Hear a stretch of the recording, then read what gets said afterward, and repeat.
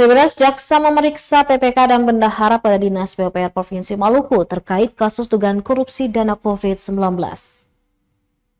Kejaksaan Tinggi Maluku terus memeriksa sejumlah pihak dalam kasus dugaan korupsi penyalahgunaan dana COVID-19.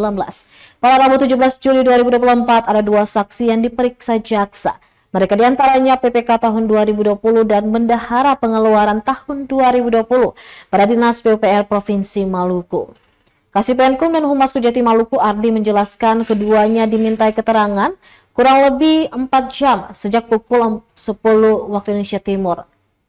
Selain kedua pihak ini, sejumlah pihak juga akan dilakukan pemeriksaan dan diberitakan sebelumnya pada Selasa 16 Juli 2024 Kejaksaan Tinggi telah memeriksa sebanyak 3 saksi. Mereka diantaranya PPK dan juga bendahara pengeluaran tahun 2020 dan bendahara di tahun 2021 pada Dinas Kehutanan Provinsi Maluku.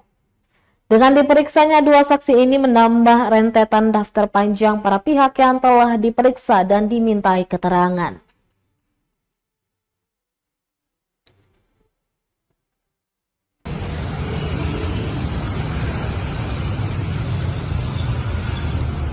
Download Tribun X sekarang, menghadirkan lokal menjadi Indonesia.